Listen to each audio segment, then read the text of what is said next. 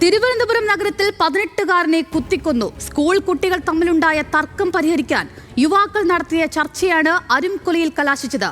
രാജാജി നഗർ തോപ്പുമുക്ക് സ്വദേശി അലൻ കൊല്ലപ്പെട്ടത് ഹൃദയത്തിന്റെ ഭാഗത്തേറ്റ ഒറ്റക്കുത്തിൽ. 2 പേർ പോലീസിന്റെ കസ്റ്റഡിയിലുണ്ട്.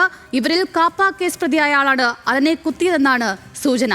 നമ്മോടൊപ്പം ദേവൻ ചേരുന്നുണ്ട് വിവരങ്ങളുമായി. ദേവൻ, ഇതെപ്പോഴാണ് ഈ ആക്രമണം നടന്നത്? എന്തൊക്കെ വിവരങ്ങളാണ് നമുക്ക് ലഭിക്കുന്നത്?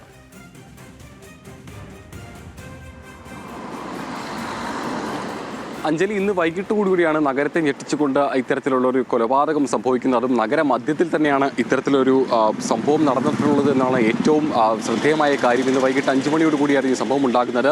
ഇതുമായി ബന്ധപ്പെട്ട് പോലീസ് പറയുന്നത് ഈ തൈക്കാട് മോഡൽ ഗവൺമെൻറ് സ്കൂളിലെ +2 വിദ്യാർത്ഥികൾ തമ്മിൽ കഴിഞ്ഞ കുറച്ച് ദിവസങ്ങളായി ചില സംഘർഷങ്ങൾ നിലനിൽക്കുന്നുണ്ടായിരുന്നു. അതിൽ 2 പ്രദേശങ്ങളിൽ നിന്നുള്ള വിദ്യാർത്ഥികളാണ് പ്രധാനമായും ഈ തർക്കവുമായി ബന്ധപ്പെട്ടുണ്ടായിരുന്നത്. തിരുവനന്തപുരം രാജാജി നഗറിലുള്ള വിദ്യാർത്ഥികൾ, ഒപ്പം തന്നെ തിരുവനന്തപുരം ജഗതി പ്രദേശത്തുള്ള വിദ്യാർത്ഥികളും. ഈ 2 വിദ്യാർത്ഥികൾ, ഈ മേഖലയിൽ നിന്നുള്ള 2 വിദ്യാർത്ഥികൾ തമ്മിൽ ചില സംഘർഷങ്ങൾ നിലനിൽക്കുന്നുണ്ടായിരുന്നു. ആ സംഘർഷം സ്കൂളിന് പുറത്തേക്ക് കൂടി വ്യാപിക്കുന്നതായിരുന്നു എന്നാണ് പോലീസ് പറയുന്നത്.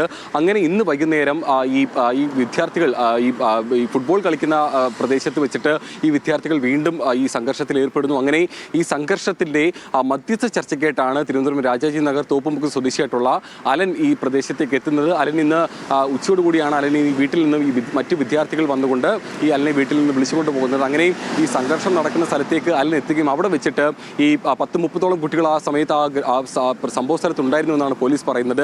അങ്ങനെ വിദ്യാർത്ഥികൾ തമ്മിൽ ആദ്യഘട്ടത്തിൽ ഒരു സംസാരം ഉണ്ടാകുന്നു. പിന്നീട് ആ സംസാരം ഒരു വാക്ക് തർക്കത്തിലേക്ക് കടക്കുന്നു. പിന്നീട് അവിടെ ഉണ്ടായിരുന്ന മറ്റു ചിലവർ ഇത്തരത്തിൽ ആയുധങ്ങളുമായിട്ടായിരുന്നു ആ സംഘർഷ സ്ഥലത്ത് ഉണ്ടായിട്ടുള്ളത്.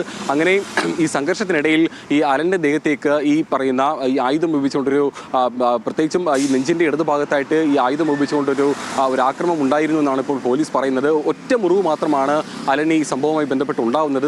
നെഞ്ചിൻ്റെ ഭാഗത്ത് ഒറ്റ മുറിവ് മാത്രം ഉണ്ടായിരുന്നത്. പക്ഷേ അത് ഹൃദയഭാഗത്തേക്കായിരുന്നു ആ മുറിവ് ഉണ്ടായിട്ടുള്ളത്. തുടർന്ന് ആ സംഭവ സ്ഥലത്ത് തന്നെ ഈ ആക്രമണം ഉണ്ടായ സമയത്ത് തന്നെ അലൻ്റെ വലിയ രീതിയിലുള്ള പരിക്കുകൾ ഉണ്ടായിട്ടുണ്ടായിരുന്നു. തുടർന്ന് തിരുവനന്തപുരം ജനറൽ ആശുപത്രിയിലേക്ക് മാറ്റിയിട്ടുണ്ടായിരുന്നെങ്കിലും ജനറൽ ആശുപത്രിയിൽ എത്തുമ്പോഴേക്കും അലൻ്റെ മരണം സംഭവിച്ചിട്ടുണ്ടായിരുന്നു. ഈ സംഭവവുമായി ബന്ധപ്പെട്ടുകൊണ്ട് ഇപ്പോൾ കണ്ടോൺമെൻറ് പോലീസാണ് ഇപ്പോൾ അന്വേഷണം നടക്കുന്നത്. ആദ്യഘട്ടത്തിൽ 2 പ്രതികളെയാണ് പോലീസ് ഈ സംഭവം ബന്ധപ്പെട്ട് കസ്റ്റഡിയിൽ എടുത്തിട്ടുണ്ടായിരുന്നത്. പിന്നീട് 2 പ്രതികളെ കൂടി കസ്റ്റഡിയിൽ എടുത്തിട്ടുണ്ടായിരുന്നു. ഇപ്പോൾ ഏറ്റവും നമുക്ക് ഒടുവിൽ കിട്ടുന്ന ഒരു വിവരം, ഈ പ്രതികൾ ഇപ്പോൾ ഈ സംഭവം ബന്ധപ്പെട്ട് അലൻ്റെ കുത്തിയ കേസിൽ പ്രതിയായിട്ടുള്ള ആൾ മുമ്പ് കാപ്പ കേസിൽ പ്രതിയായിട്ടുള്ള ആളാണെന്നാണ് ഇപ്പോൾ പോലീസ് പറയുന്നത്. അങ്ങനെയും ഗുണ്ടാ ലിസ്റ്റിൽപ്പെട്ടുള്ള ഒരാൾ തന്നെയാണ് ഇപ്പോൾ ഈ സംഭവമായിട്ട് പോലീസിന്റെ പിടിയിലുള്ളത്. പക്ഷേ ഇതുമായി ബന്ധപ്പെട്ട് ഒന്നിലധികം പ്രതികൾ. 18 വയസ്സുകാരന്റെ ജീവനാണ് നഷ്ടപ്പെട്ടത്. വിവരങ്ങൾ നൽകിയത് ദേവനാണ്.